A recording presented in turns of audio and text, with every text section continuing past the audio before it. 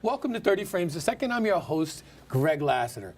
Today we have, I think, one of the best shows we ever gonna have. I have a guest. He is a renowned designer, a GlobeTrotter, and he's here. He's an amazing person. So don't go anywhere. Don't touch that dial. We'll be right back. Welcome to GlobeTrotter. I'm Jon Haggins, and I'm here.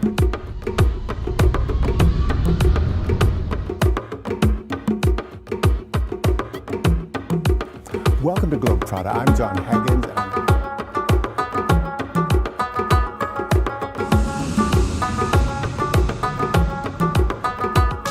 Welcome to GlobeTrotter. I'm Jon Haggins. I'm here in Paris, and Paris is magic.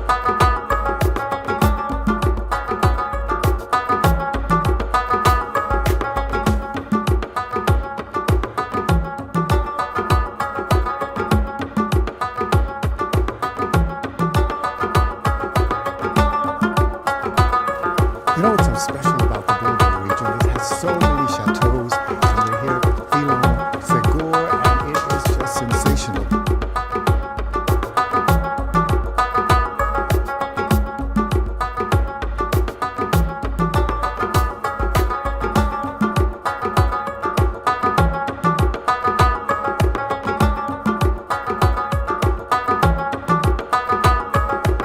Welcome to GlobeTrotter. I'm Jon Haggins, and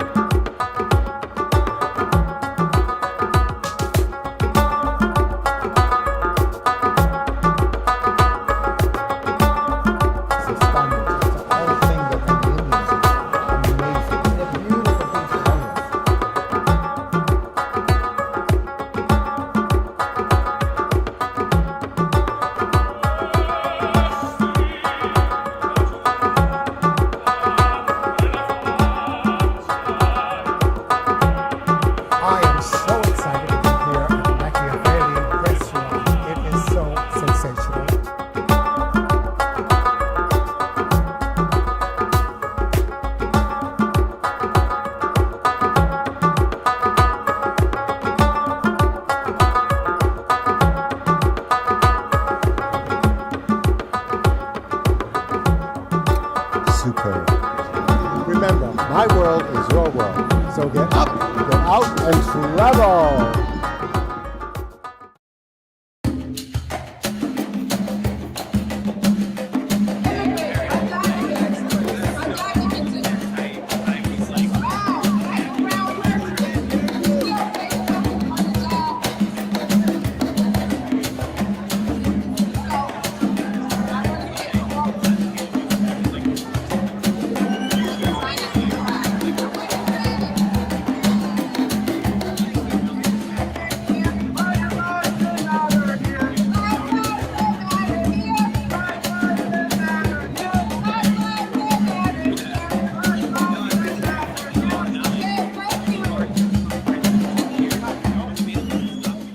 Welcome back. So he's in the studio. His name is Jon Haggins. Jon, welcome to 30 Frames. How are you? I am delighted. And I saw some things I haven't seen in a long time. Can't move like that anymore. Sure you can, Jon. Jon is your renowned fashion designer. You're a globetrotter. Jon, you're the voice in TV. You have everything. Jon, tell us, first before we get to globetrotting, where'd you grow up? In Florida for the first 9 years. And then I came to New York, which was an explosion, a cultural shock. Couldn't believe it. So tall buildings, people. So what inspired you to tell us about being a fashion designer? Well, actually, it was in junior high school. I made a drawing for the yearbook, and then I was sort of fascinated by how does this whole come about, you know? And so I went on to a regular high school, and they had an illustration class, but I wanted to know, how is the garment put together? So I transferred to the High School of Fashion, and there I learned all about clothes and sleeves and all that sort of stuff. And from there, I moved on to FIT. Right. So you were big in fashion, Jon. As you can see, that was Studio 54, right? Yeah. Jon, you knew everybody. You were that guy. Oh, You were that guy. What made you stop? Or do you still do it? Oh, no. No, I don't do any fashion. And fashion from over 30 years at Really? this point. Yeah. You don't even, no, you're not that old. Oh, I am. I'm very old. However, I started when I was 22 years old, so that was a whole other thing. And I stopped when I was 27, 28. What made you stop? A lot of things. I was going through a divorce at the time and so forth. And then what happened was I went off and started singing. And then after singing, I came back to fashion again. And then I left fashion because fashion wasn't what it was when I was in it originally. Because, for instance, a store would give you a confirmation, and that meant it was their merchandise. Right. And then when I came back, a store would give you a confirmation, and then if they didn't sell it, they wanted to return it. How can you do that? Right. Excuse me. You know, you got rent, you got people, you Right, got all this right, stuff to right. pay. I mean, Sure. you know, as a small manufacturer, you can't do that. Right. And what they do nowadays, when you have sample sales, is that the stuff has been returned from the stores. So Right. what they want to do is get their at least wholesale price for it, and that's how you get sample sales. Right. Because they're still doing it. And I think it's a horrible It's way a to do horrible way to business. make money, yeah. Yeah. Oh my God. Designers, unless you're a big house, can't last. A small Exactly. designer can't last. No. But then, John, you're what we're called, you're our globetrotter. Okay. Okay. So you have traveled. Tell us a little bit about that. Tell us a lot about that. Of travel, travel has always been my passion. When I was probably 6 years old, I would go and visit this lady in the neighborhood in Florida, and she was an invalid, and on her wall was this incredible picture, or painting actually, of Venice. And I kept thinking, Venice, is that like Mars? I mean, you know, the child's imagination. Right. And I always wanted to go to Venice, which is one place I haven't been yet. But Really? I was just in Bologna, which is only an I love hour Bologna. ride. Right. You know, Of by all train. the places you've been, you've never been to It's strange. Venice. Yeah. It's strange. I don't know why. But anyway, one day, it's still on my bucket list. Right. And then what happened was that as a child, because the family was all over Florida, we would go and do weekends here, there, and all over. So we were traveling locally, or domestically, I should say. However, as an adult at 22, I was walking down the street, and a friend said, there's a trip to Rio for $365, Right. including hotel, transfer, and airfare. Wow. I didn't even go to a transfer. I didn't even know where Rio was. I thought it was Reno, Nevada. So we got on this plane, 9 hours, nonstop. I thought, are we ever coming down? Are we there yet? Yeah, right. And so we landed, and the most beautiful people, and the guys were wearing high heels Right. at that time in the 60s, and it was just, I had never seen those high heels before. Really? Like, nor does the it not language. the platforms, but high heels? High heels, Okay. yeah. And they were thick, you Right, know, right, the right. 60s. Right. And it was just such an amazing experience. Plus the samba. Right. Oh, an introduction to something that I'd never done before in my life. Is that what inspired you to dance? No, dancing has just been something that I've done forever and ever and ever. And the way that I got into, actually, I was designing, actually I had a million jobs when I Right. first got out of school. None of them worked. I didn't know anything. They would fire me in a day, or my shortest job was a day, and then, you know. And within a week, I had 3 jobs. Right, and right. each one with an increase. I lied my Well, way at least through you it. were moving forward, right? Okay. And I was unemployed, and I would make a dress a day, and this friend of mine, Myrna, we would go off to Arthur, which was the Sybil Burton had just divorced Richard Burton. Right. And so she loved us, and we were there every night. Right. And once we got there, we didn't have to pay for anything because, you know, the drinks were right, coming and right, everything. right. Everybody loved us. So it was just a great time. Right. And then I said, you know, I've got a collection here. Let me call up the magazines. So I looked at the masthead. Well. And I remember the first person that saw me was Randy Marcel at Mademoiselle. Right. She said, no, these are for Vogue. Right. So upstairs I went to Vogue, and they loved it. And the next thing I knew, we had a double truck in Vogue, which is 2 pages, Right, on right. Marissa Berenson on the island of Mauritius. I'll never forget that. It was 67 January. Wow. And so that was the beginning. And then it was, you know, besides that, there was Harper's and Town and Country and every Right. other magazine Right. and newspaper. Right. And it was just one of those great flows. As a matter of fact, the Schoenberg Library has a whole collection of 12 boxes of editorials from when I was in the fashion business. Really? Yeah. I think we saw, and I think on the intro, Nat had put up a little bit about the Schomburg up there. I don't know if you saw that. But John, now when you travel, John is known as the Globetrotter. He has a show here called the Globetrotter. Exactly. Now, John, when you go, how do you plan your trips to go? What inspires you to go? I make a list in the beginning of the year, and I say, well, these are the places that I want to go. And if I don't make it to those places, I will put them on the list for the next year. Right. But somehow I wind up, like I'm thinking of going to Holbox, which is Right. one of my favorite places in the world. It's the most relaxing. It's in Mexico. Right, Yes. right. It's an incredible destination.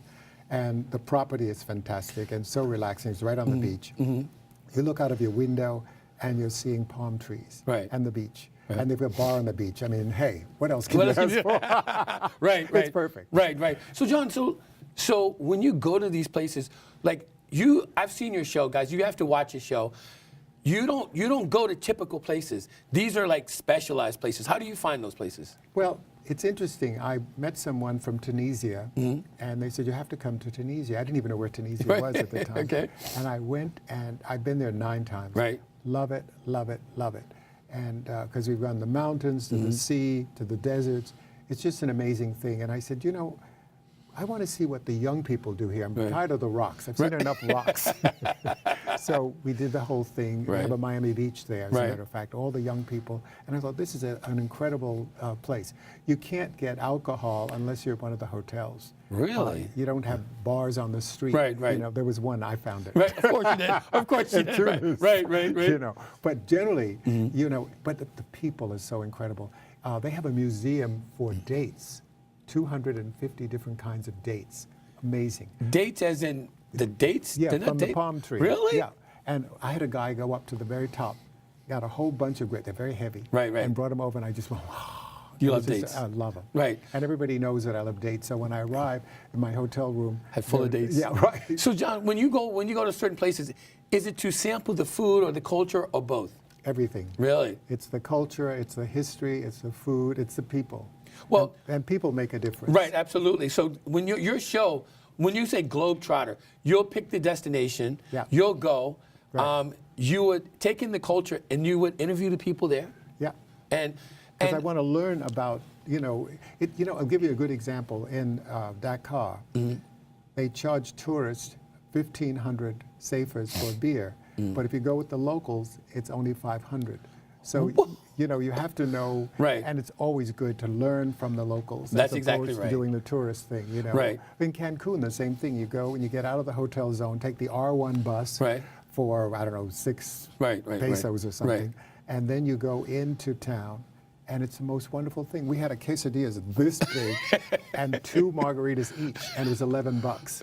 You can't even get that at the hotel. One drink. It's amazing. One drink is like $20, right? It's amazing. So you've been, where was that, other than Mexico, what other country that you love most? Brazil.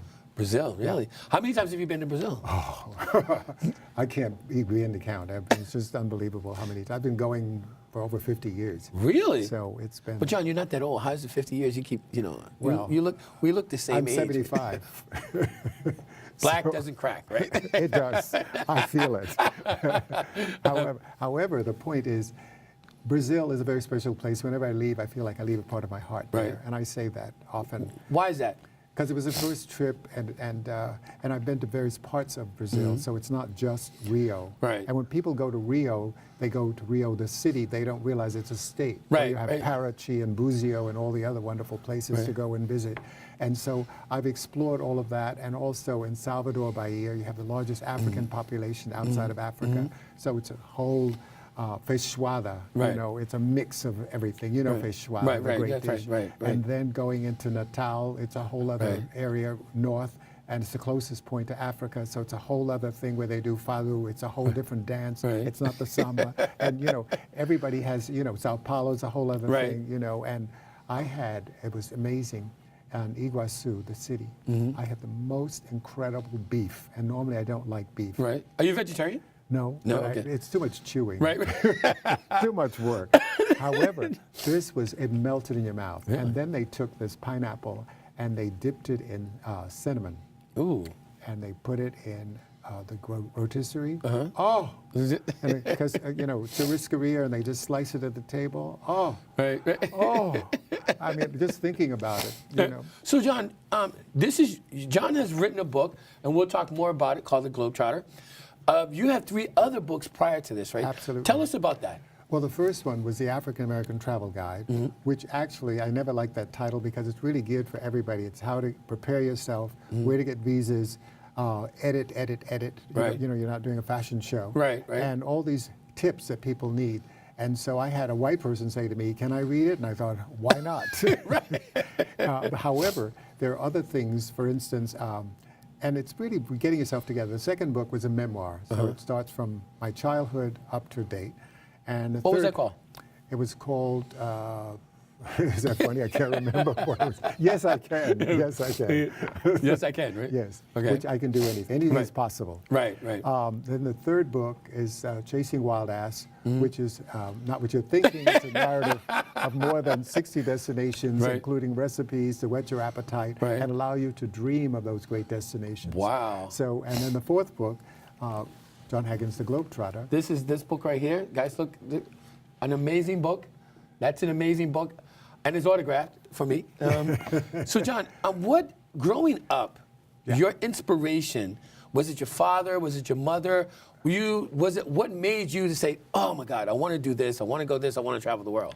My grandfather was the first inspiration. I lived with him for 6 years, and he was an artist. And he could draw without even looking at, like a horse, for instance, because he grew up on a farm. So he could draw all of these things, and he was a carpenter, so obviously very creative. And so that was an inspiration. And in his later years, I said, what happens when you can't drive? He said, I'll get a bicycle. So nothing stops him. You know, Right. that's a great spirit. And that's, I think, it was embedded in me because he was such a great, terrific, and a great sense of humor. Right, also. right. Like yourself? Right, like yourself? Well, I don't know about me, but hey, he was definitely. And then my mother, I guess, in terms of fashion, she was, a fashion freak, I guess, Right, right. you know, in her younger years. So that was a combination. Brothers and sisters? I Siblings? have a sister, yeah. Right? Yeah. You guys still get along and talk to each No. other? That was great. John, kids? Kids? You have kids? No, I don't have any kids. So, John, when you put the GlobeTrotter together, Right. that's your current book. And for guys, for instance, for conversation, he's going to be at Bloomingdale's Yeah. as a book signing on Thursday. But we'll get back to that. On the 8th floor. On the 8th floor. John, tell us about this book, your latest book. Tell what kind of book is it? Well, it's almost like a tabletop book. I think that's what they call a Coffee coffee table. top. Yeah, right. Coffee table book, right? Right, because the quality is superb. The pages are absolutely delicious, and as you're turning the pages, you're seeing the photographs in 4-color. So you're living the experience, and there are recipes in there, so you can taste the country or the destination that you're visiting. And I think this is the book, I really wanted it to come out this way, and it's just a beautiful book. I really like it a lot. Okay, now, real quick, how many, like this year, 2018, how many countries have you played in this year? For this year, I think about 8. 8? Yeah. So we'll see, what happens. I held off for a while because... Do you want to tell us about the 8? Well, let's see. I'm doing Ireland. I'm doing southern France. And then I'm going to go back to Brazil. And it goes on and on and on. Okay. So how many, this is what, 6 months in? Have you gone, how far have you gotten into that so far? Actually, have I done 2? I think it's only 1 so far because I had surgery on my knee. Oh, okay. So I had to hold off for a while. So this book, it has recipes in it. Yeah. Are you a great cook? Do you cook? I don't cook at all. Come on, John. But I eat. and I drink. And you drink. And you have being a Globetrotter, you have some really well-kept secrets. Like in New York, what is your most famous restaurant in New York? Well, unfortunately, it closed, and I saw it on the clip. It's Machiavelli. Machiavelli, yes. Yeah. And it unfortunately closed 2 weeks ago. It was a beautiful restaurant with beautiful murals, and she had designer furniture in there, and just a great spirit. First time I went to the restaurant, I stayed 7 hours. I couldn't believe it. I said, I've never stayed in a restaurant 7 hours. But that's the feeling. It was a very comfortable feeling. Right. But there are many others as well. Like? That I like. I call it al-mesas, which is Lebanese, and Lebanese and another one of those Middle Eastern countries. The food they mix together. It's absolutely wonderful down on 21st Street. That's one of my favorites because of the kind of food. And then, of course, there are Greek restaurants like Loi, Right. L-O-I, on 58th Street, which I like very Right. much. But what I've done for the show is that each month we have a different nationality in terms of food. We have Bobby Vans for steak. Right. We have, and they also serve seafood. Right. But it's, depends on what kind of food that you're going for. Right. Or another Italian is leopards. Really? I call it leopards. And Leopards, he said, no, right, it's right. leopards. So, which I think is terrible for a name For a restaurant, right. What is your favorite food? If you had to pick a favorite. Mediterranean. Really? Mediterranean, yeah. Really? Yeah. What's your least favorite? I don't know if there is a least favorite. you What? know. Okay, then, like you get up. What is your average? What is the average day of Jon Haggins? I work 9 days a week.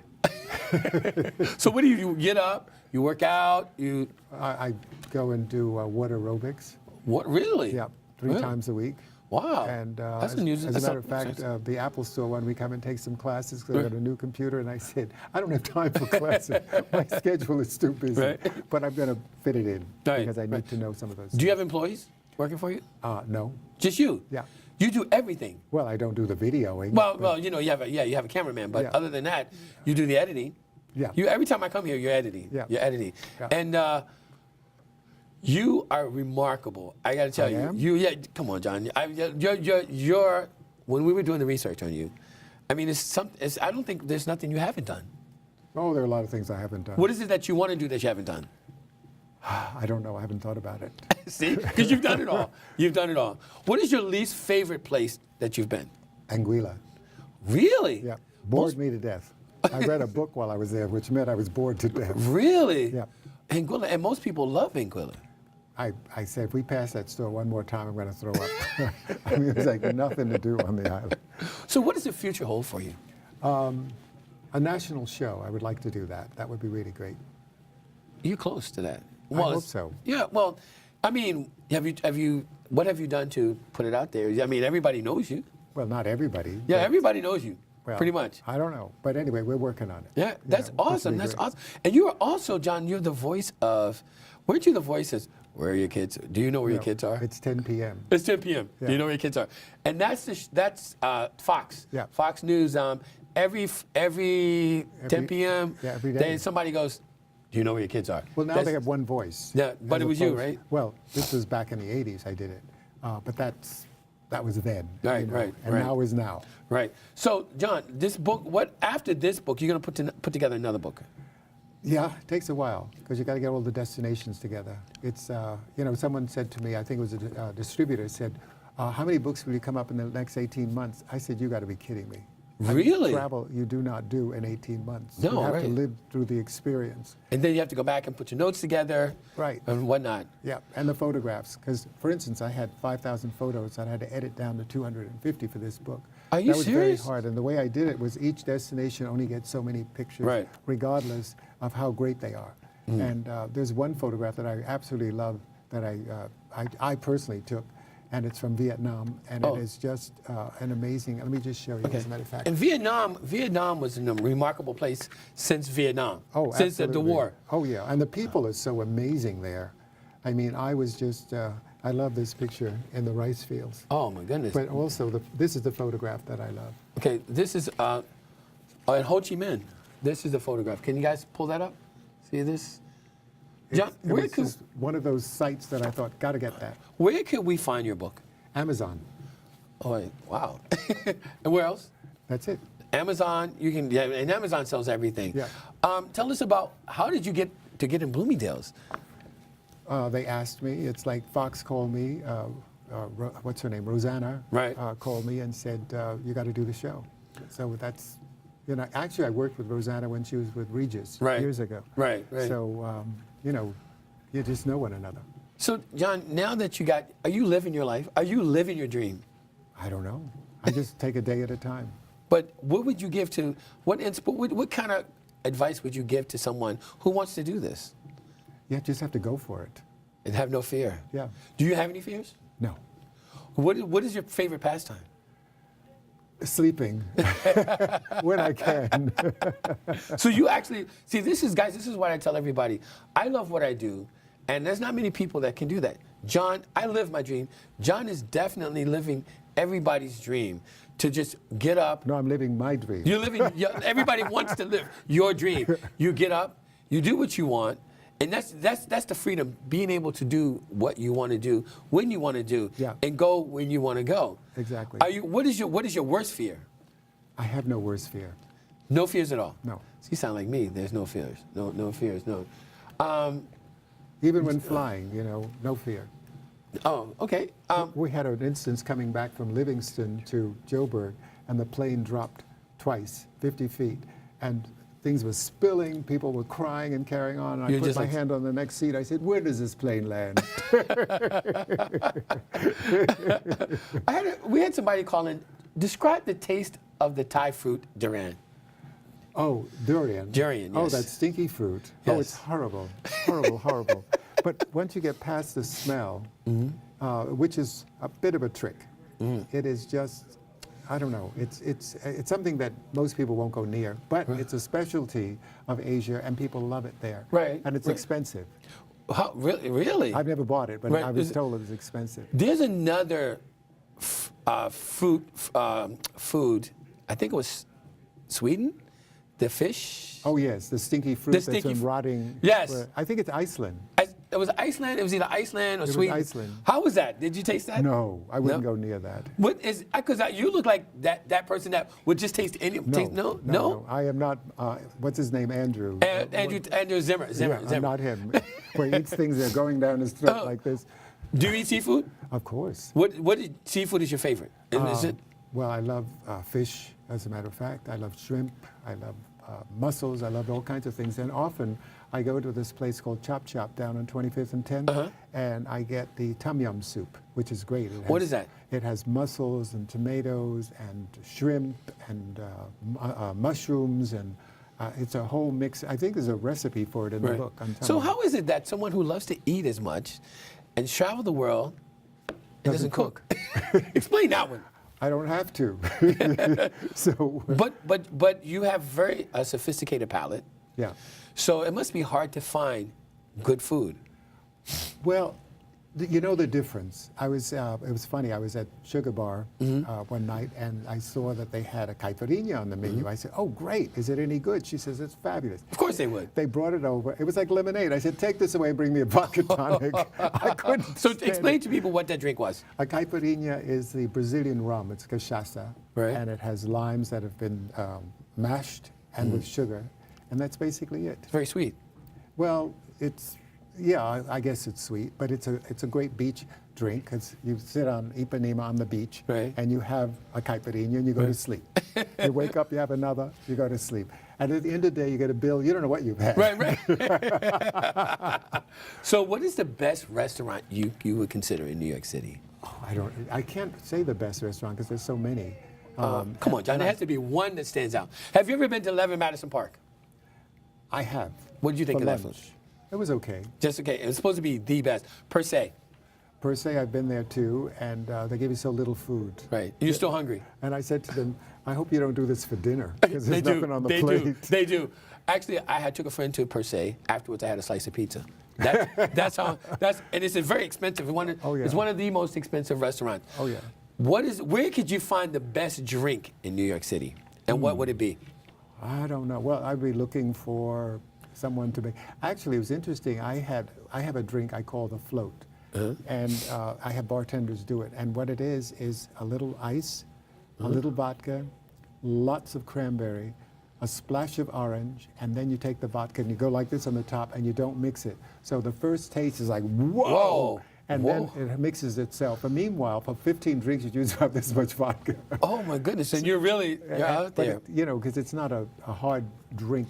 It's not like scotch or whatever. Right. But it's so delicious and it's great for the summer. Right. And my friends in Florida and Connecticut, they know that we always do floats. And Well- it's just such a good thing. What about Asian cuisine? I love Asian cuisine. As Like- a matter of fact, I go to Flushing and I make a whole day of it. We go to lunch, and then after lunch we go shopping, Right. and we get all this stuff. And you can get like 3 bags for $30. It's unbelievable. People don't understand that's the real Chinatown. Yeah. Flushing is a real Chinatown in New York City, which is in Queens. Yeah. The best trattoria. Oh, well, that was one. The one that just closed. I Yeah, thought, right. Um, Since that's closed now, where do you go? Where would you go? I'd probably go up to Leopards. Yeah. Leopards. Yeah. Leopards, right? Leopard. Leopard. Now, what about soul food? Well, soul food, I go to Norma Jean's, Spoon Bread on 110th Street. Okay. For one. And the one on, the other one, Red Rooster, I don't like their food. quite No, honestly. that's what's his name? Samuel. Yeah. Samuel. Yeah. What about? Let me see. What else food are you talking about? French food. Unfortunately, my favorite French restaurant closed, which was Parador. And the guy George who owned it was really fantastic. He said the first review I did for one of the magazines, Sidney Poitier and James Earl Jones came in because of the review. So that was amazing. I haven't found another French one to replace that as yet. You know what we haven't talked about? Ethiopian food. I haven't had that. Ever? Actually, no. The Blue Nile. And I sat down, and they said, get off the table. I mean, I know the table from the Because you sit on the floor, right? No, you're sitting on a thing, but the table and the thing look the same. So I was sitting on the table. Now, since you are Mr. New York, okay? You're Mr. Worldly, but when you're in New York, what's the best party atmosphere? I don't know. Come on, you were Studio 54. Yeah, but that was then. Okay, but you still do you go out at night on the weekends to? Weekends I rest. Okay. Because I'm going all week. Okay. To various things, but parties I don't know. You know. And do you give parties? No. No. If I do, it's in a restaurant. Oh, okay. You know, so that makes it simpler. I don't have to deal with anything. What is the best comfort food for you? Like, say you're on the run. Yeah. Like you're soup from the hospital. You did say that. Oh my goodness, he did say that. Oh my God, you said that one day we were in here. I said, John, you said I was eating pizza, and you go, you got to try the soup, and I did. The soup was right here. It's Roosevelt, yeah, St. Luke's, right? The best soup. Yeah. It is the best soup. Yeah. Guys, you would think hospital food. You would think hospital food is horrible, but I did try. I was like. John said the best soup is in a hospital. But this is from their restaurant. Right. On the first floor, so there's a whole other thing. And when you travel, you've traveled a lot. Let's talk about the airlines. What about them? Which one would you prefer to travel? Actually, there was one that went out of business, which I thought was fantastic, EOS. EOS, ooh. It was 48-seat flatbed. Really? And it went into Stansted. And we went over for the inaugural. That was really the best, with cashmere blankets. Really? And each attendant had 6 passengers. And I remember the attendant coming over and said, Mr. Haggins, will you be having dessert with us? And who else, I said. So anyway, that was a great trip. But other airlines, I mean, it depends on where I'm going, you know. And actually, I really don't care. I just want to get there. Which country has the finest experience in airline? Actually, it was very interesting. I don't remember the airline, but I stopped in Iceland on my way to Stockholm. And they had the best candy I've ever had in my life. It was chocolate with licorice, black licorice. And I said to the stewards, keep bringing them, keep bringing them. And I loaded up a bag of them to bring back. It was just the best. I've not been able to find it here in this country, but it was like, mwah, absolutely incredible. Okay. The best, restaurants, we talk boroughs. Do you travel outside of Manhattan? Do you Of go course. Other than Flushing? I also go to the Portuguese area and Newark. Really? Which is New amazing. Jersey? Yep. Jon Haggins goes to New Jersey. Yeah, you take the tube and you get off on Ferry Street, and then you walk down, and there's Agada, or whatever the name of the restaurant is, on Ferry Street. It is unbelievable. And the reason I was, or the way I was introduced to it, was that I was in Portugal, and I was having breakfast with the videographer, and this guy came over and he said, "How you doing?" I said, "Oh, mafia."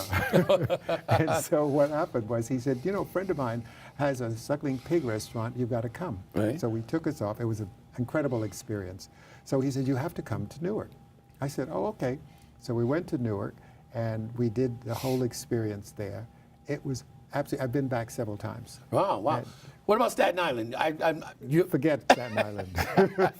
Forget Staten Island. What about the Bronx? I haven't been to the Bronx.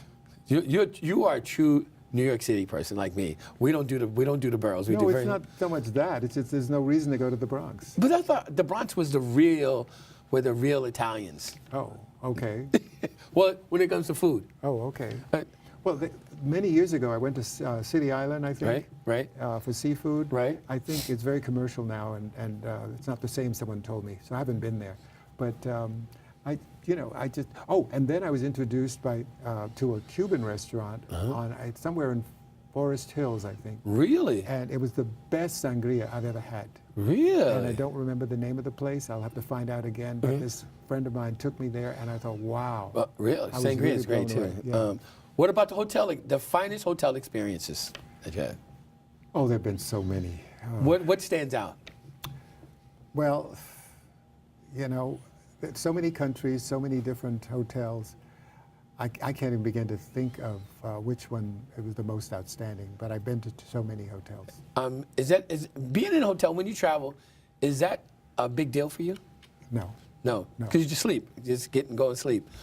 First thing I look for is the safe. The safe, right? And make right. sure I put all the things that I don't want to lose, and I know where they are. Right. I think it was in Thailand on occasion, and this hotel didn't have a safe in the room, so I hid my passport and everything. Then I couldn't find it. I was leaving. I panicked. I went into a cold sweat. So give us some good travel. Like we both travel.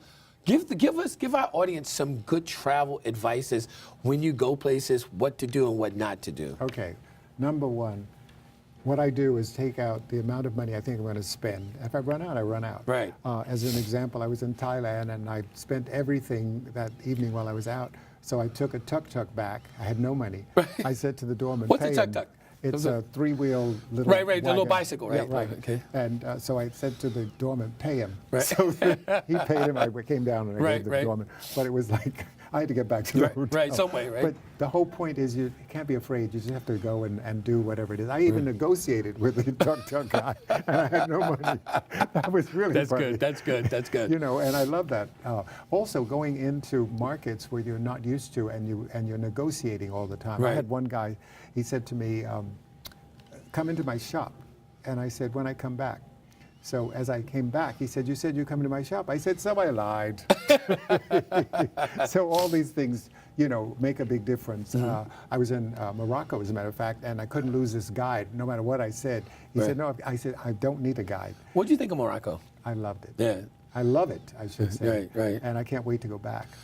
What else would you just tell our viewers the most important things to do when you go to other countries and what not to do? Well, the first thing you must do is pack a sense of humor. So you can laugh at yourself and laugh with other people, not Right. laugh at them.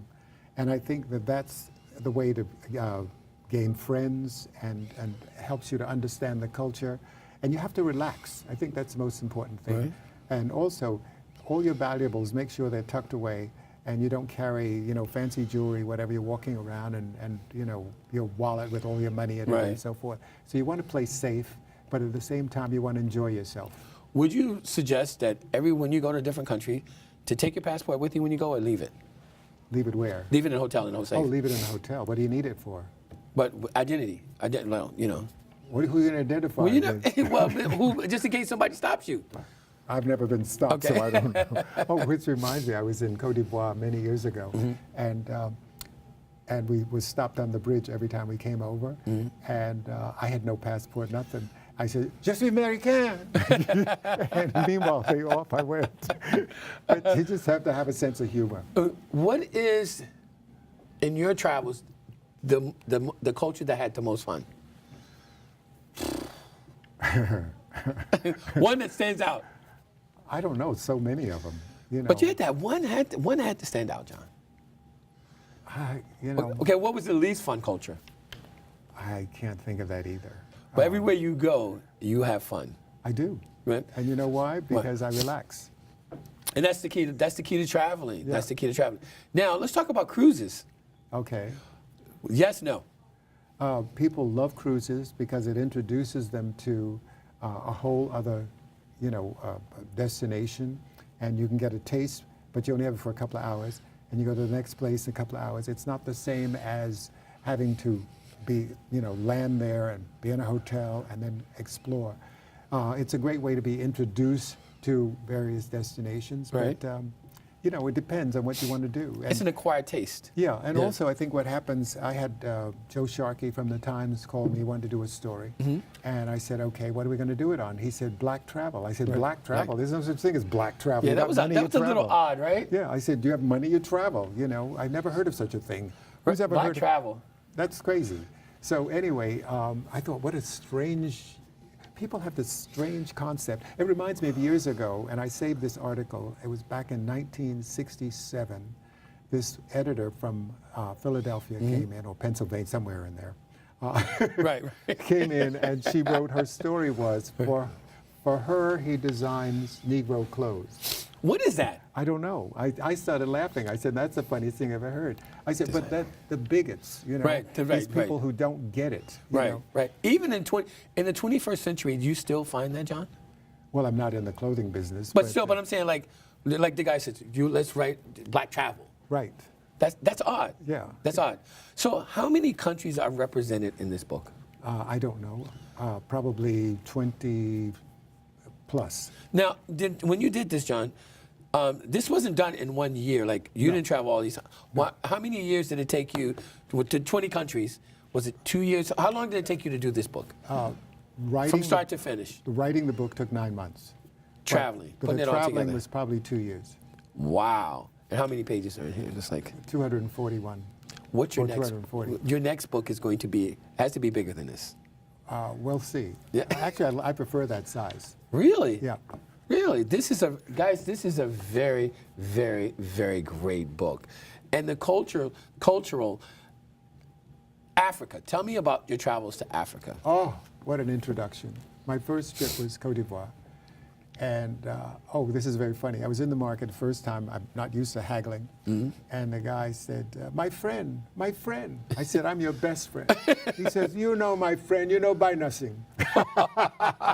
So again, you laugh. Right. Humor. So anyway, I've done 12 countries in Africa, which I love, and going from Egypt, Tunisia, Morocco, Senegal, the Gambia, Cote d'Ivoire, Ghana, Namibia, South Africa, Zambia, Mauritius. I think that's 12 altogether. Right.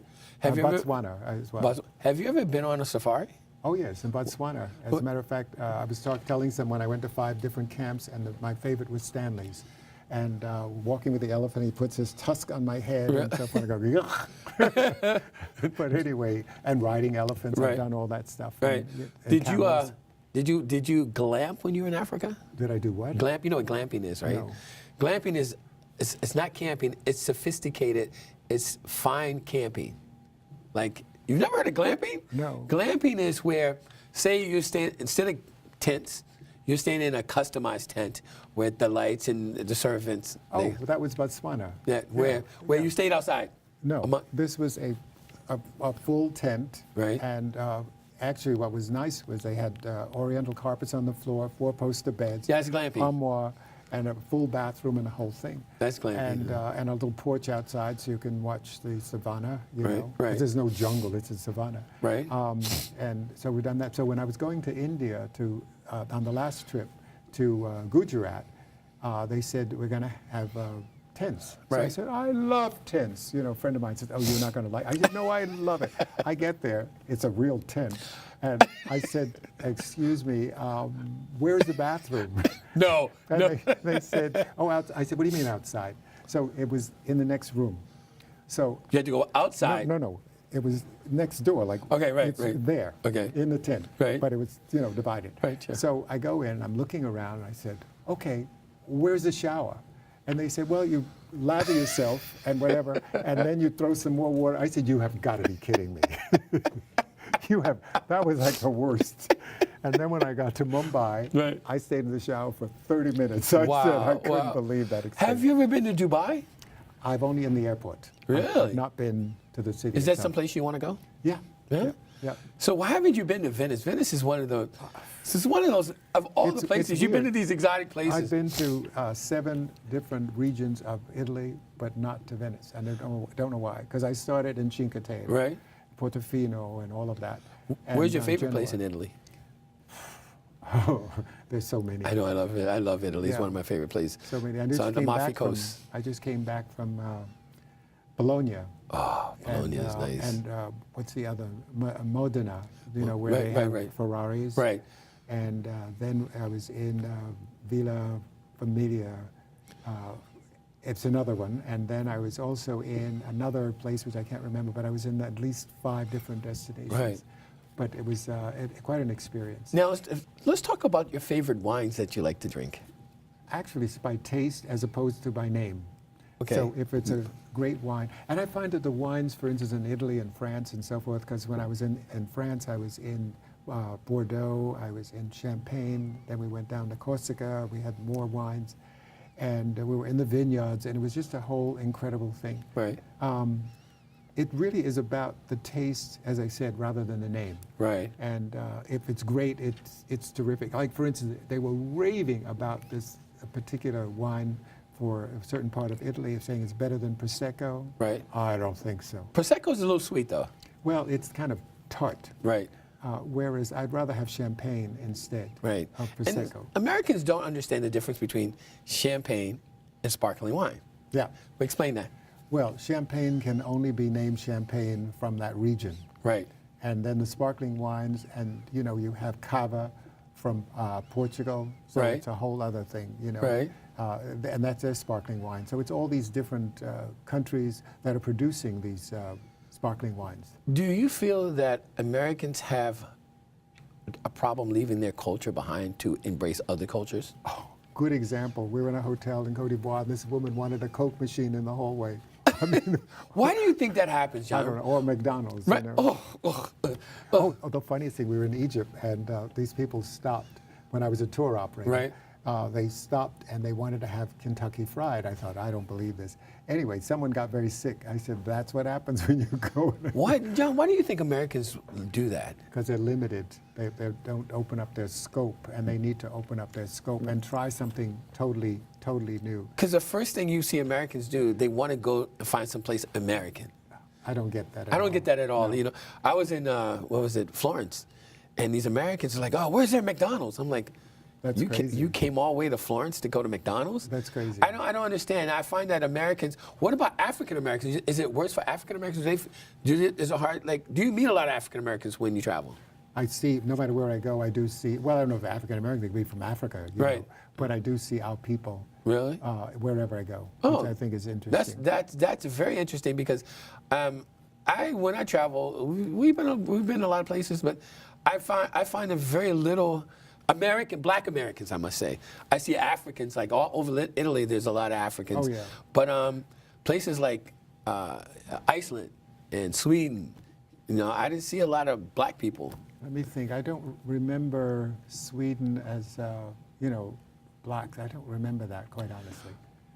I was so preoccupied with what I was doing, so I don't remember. Right. So when you go, when you immerse yourself in the culture. Absolutely. You don't do anything. You keep away from the tourist side of it. You find, how do you? Well, no, there's some tourist things that I do because it's like in Paris, I said, I want to show off some of the, like Montmartre Right. and going to the Louvre and so forth. Right. So you want to do those things that tourists do. Right. But also we found there was a restaurant that was in the tourist area, and it was the worst. I sent the food back. But then we looked on Yelp, and we found one outside of that region, and we went back twice. Best. Really? It was 57 euros for a 3-course dinner with wine. Wow. For 2 people. Wow. And wow. whereas at Café Fleur, it was $57 euros for the worst crap in the world. I think it was cassis vin blanc Right. and a beer and some terrible onion soup and a sandwich. It didn't make sense. It was horrible. Would you encourage African Americans to experience Europe? Or where would you tell most African Americans?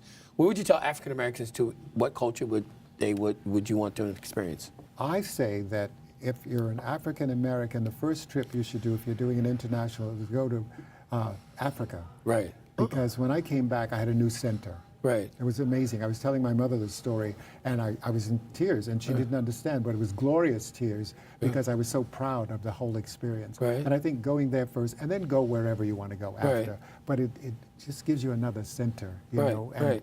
And the food is wonderful, and it's fresh. And it's just, I couldn't eat chicken when I came back from Cote d'Ivoire. Really? Because their chicken was so fresh and wonderful compared to the stuff we get in the Right, supermarket. right, here. right. So it's like... Did you, when you were in Africa, did you experience the tribes, the people? Did you go to different? Oh, yeah. As a matter of fact, it was funny. I was flying over, and the director at that time of the South African Tourist Office was sitting next to me. And this woman was telling a story, and I said, could you listen to the rest of the story? I have to go to sleep. So meanwhile, she had all these granola bars. So I said to him at one point, we were going, touring all the way down to South Africa, to Cape Town. So on the way, I said, you know, I really wanted to see the locals. Right. So he says, I've arranged that. So we arrived in this village, and there was a big ceremony and the whole thing.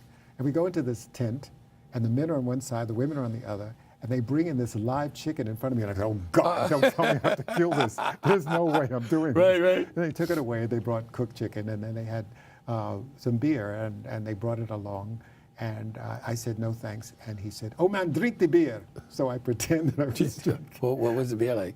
I don't know. It was just homemade beer. There's no way I was going near it. Right. And then for dinner, all this stuff looked like porridge. I said, I can't eat this. But they look at it as an insult, though, right? Well, I don't, you know what, I couldn't do it. So I went tap, tap, tap, Miss Granola Bar. So I had one of those. And that next morning I said, everything you pinched, because there's 12 of us, I said, everything you've pinched from the hotels, let's put it in a bag and give to the village. Right. So it was a big sack like this.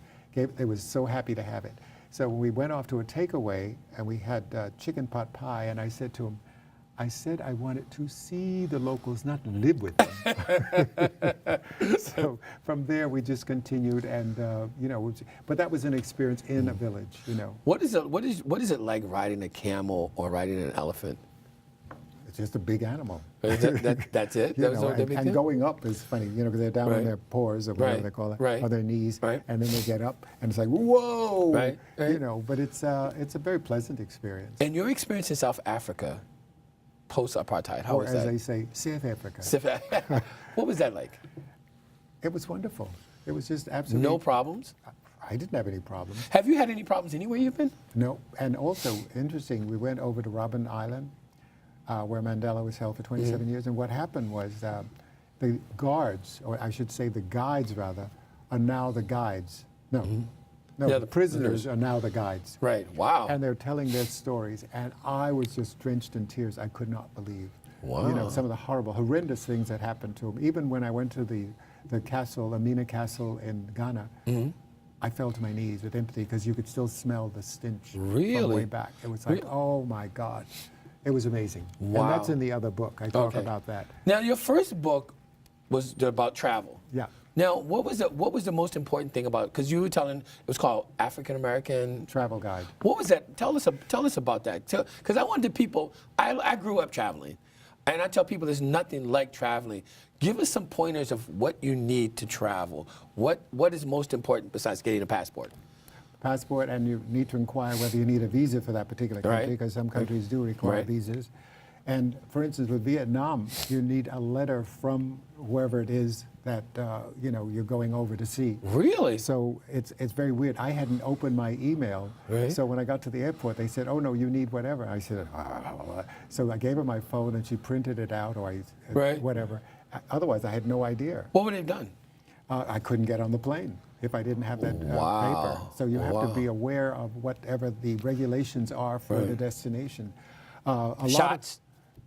I have never taken a shot. Not even Africa? No.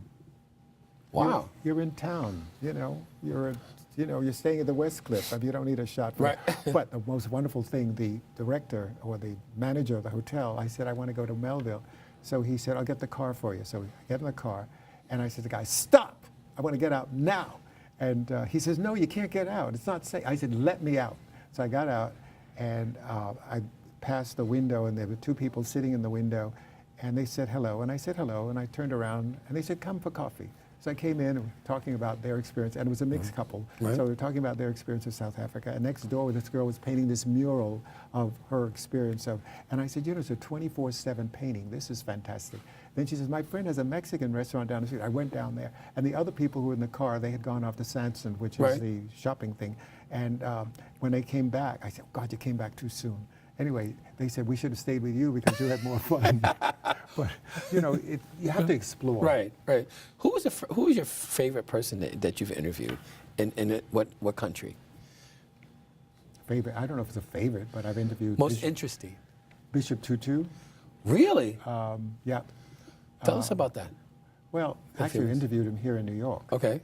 And I had met him in one of those places, Aruba, as a matter of fact. I had met him earlier and arranged the interview here. And he talked about, you know, the apartheid and what he's doing now, and basically, so it's a fascinating thing. And then Helen Gurley was the other, which I thought Helen Gurley Brown, right? Yeah, Yes. she was here in the studio, and we talked about, she said, I've known you since you were a pup. Since 66 or something like that. Wow. So, you know, just, I don't know, just different people. And there are people on the road who are fascinating also along the way. There was one guy, I'll never forget, in a hotel in Porto. He said he was 50, and I looked at him, I said, God, he could be my dad. I mean, he looked like, you know. And later, as we're having breakfast, he came into the room, and I said, David, who is that guy? He said, the guy you just interviewed. I said, he looks so old. Wow. Wow. Well, guys, I got a few more minutes. Jon, this is the book. Everybody, go to Amazon. I got 5,000 people on my Facebook page, guys. You need to go to Amazon and pick up Jon's book. Jon, this is an incredible, incredible book. Which is the best part about this book that you like, Jon? The fact that it was produced the way I wanted it produced. You mean printed or produced? Like Printed. And also the layout artist, Vicky Swisher, she did a marvelous job in putting it together. Right. So if somebody wanted to get in contact with you, Jon, so they can interview you or talk to you, how would they get in contact with you? Just email me, jonhaggins@aol.com. So, and Jon will be at Bloomingdale's. Big time. In the houseware department on the 8th floor this Thursday from 6 to 9 p.m.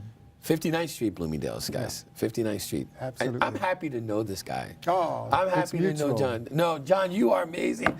Jon, I thought I've been to a lot of places. Jon Haggins is truly the globetrotter, man.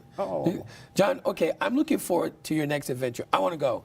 You know what? I got a jet. You can just tell me where to go. Okay. You know, that's the deal. Guys, I want to thank everybody. Thank you for being on the show, Jon. Thank you. I want to thank everybody for watching 30 Frames a Second. Guys, we bring it to you live every week, uncut. We have some great stories coming up. As you see, Jon Haggins is the man. Guys, I've known Jon for a long time. It took me a long time just to get him on the show because he's so sought after. But guys, always remember this. Shoot for the moon. If you miss, you're still among the stars. I'm Greg Lassiter for 30 Frames a Second. And Nat will be here next week, or Nat and I will be here next week. So take care, guys. Thank you, Jon. Thank you. Thank you, thank you, thank you. I hope you got all the information you need. Oh, yeah, definitely. I'll be there to support you. I'm going to bring some friends, too. So. Yeah, we need friends coming. And, yeah, I'll make sure people buy the book. Oh, good. And you can autograph it, right? Yeah, you autograph absolutely. the book, yeah. So I can't wait. This book is amazing. This is my coffee table. So, I love it. Sorry, I love it's not bigger. No, that's okay. Bigger is not always better. It has substance. It has a lot of substance in it. So I'm looking It's for helpful information, I think, for anyone who wants to go to a destination. Definitely. Where can I find your other 2 books? Other 3 books? Amazon has the Chasing Wild Ass also. All right. And the Yes I Can. Okay, cool. The woman who wears my clothes feels very sure of herself. She knows that she's going to look good, and she's going to make a good entrance and a good exit. And this is Jon Haggins, the man who's been dazzling the fashion world with sexy and sensuous fashion since the mid-'60s. Born in Florida, but raised in New York, Haggins always wanted to be a designer. This dream came true right after graduation from the prestigious Fashion Institute of Technology in the Big Apple. My first job was as a pattern maker, which is weird, and I hated it. I quit after 4 months. I said, this is it. I became a blouse designer for a day and a half, and they fired me because I knew nothing about blouses. But Haggins knew a lot about dresses. He got his first big break in a nightclub of all places. There was a wonderful club and a wonderful lady, Sybil Burton, who had just divorced Richard Burton, and was called Arthur. And my friend Myrna and I used to go every night. And she would have us in. We went to all the parties, and I would make a dress a day, and we would experiment. Soon, Jon's fashion flair caught the eye of the people he needed to know. And before I knew it, I was in business without even wanting necessarily to be in business.